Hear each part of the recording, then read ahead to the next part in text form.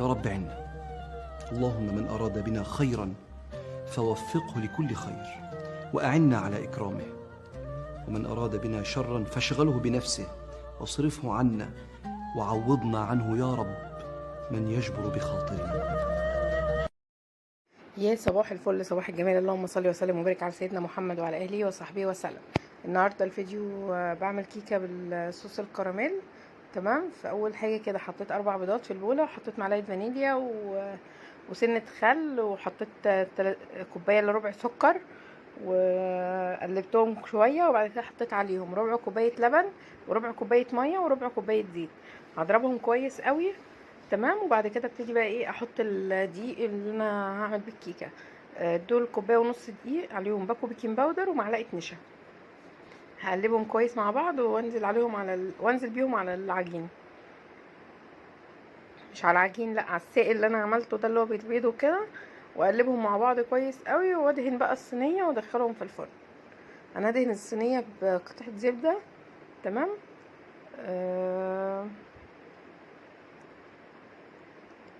مش هبطنها يعني. لما بكون عامل فيها ألمونيوم ببطنها، لكن انا قلت اعملها في فايركس فمش هتتبطن.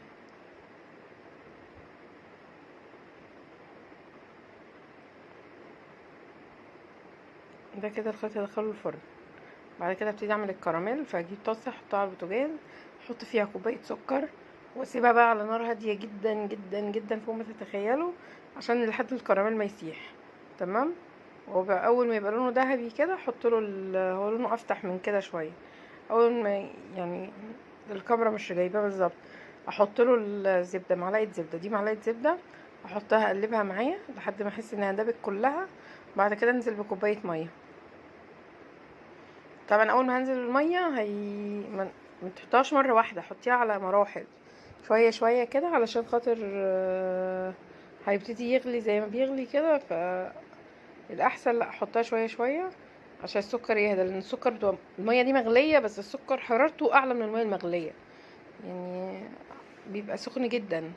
لو نقطه واحده جت على ايدك هتعرفي يعني، او من بعيد حتى البخار بتاعه. فهنا كده ابتدى يكتل. اول ما هيفك بقى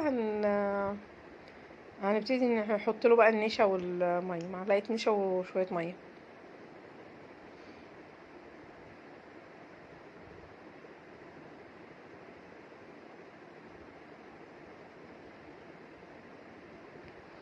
وده كده كان كل الوقت ده لسه ما تفكش يعني.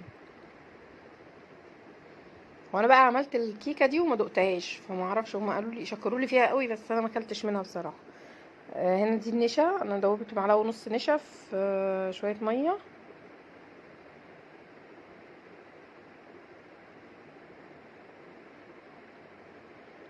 فانا عامله دايت، وعامله دايت رخم شويه. اما اعرف النتيجه هقول لكم انا عملت ايه، يعني ما احس ان في نتيجه كويسه انا لسه بادئه فيه، هقول لكم ايه ايه الطريقه بتاعته، او ايه الحاجات اللي انا باكلها فيه.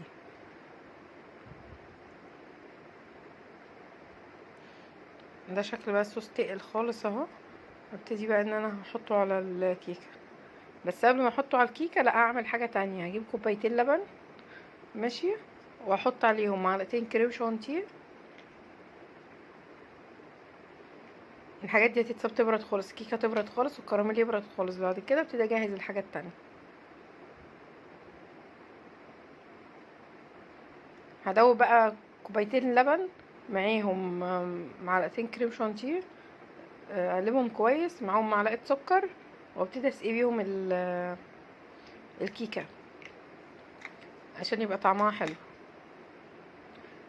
وتبقى طريه كده، اللي احنا عايزينها مش ماسكه نفسها، عايزينها طريه كده شويه.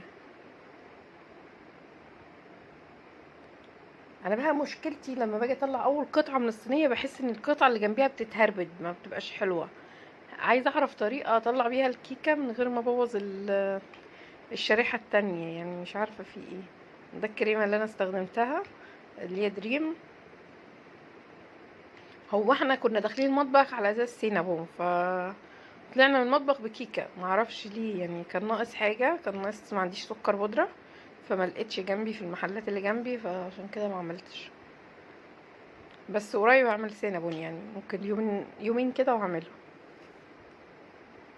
احط بقى سنة فانيليا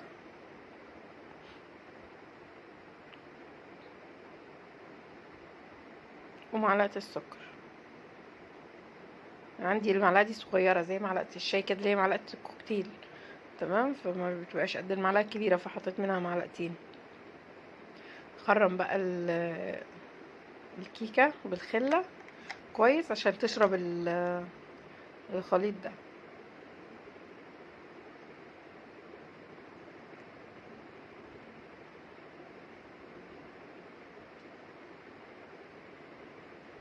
بس هو على طول اول ما حطيته اتشرب كله، ما فضلش منه حاجه. بعد كده احط عليه بقى الصوص ده. هو انا حاسه انه كان محتاج يتقل معلقه نشا كمان عن كده، بس هو كده كان حلو برضو يعني. بس لو معلقه نشا كمان عن كده كان هيبقى طبقه سميكه كده عليها، كان هيبقى شكله حلو. بس احنا عايزينه صوص اللي هو سايل، لما نقطع حته يسيح معاها، ينزل معاها من على الوش. كان عندي بقى كريم شانتيه في الفريزر، طلعته فك، ضربته بالمضرب ضربه وحطيته في كيس، وقلت اعمل بيه ايه خطوط كده، اللي هو اعملها بالخله وكده، يبقى يعني اغير شكله شويه.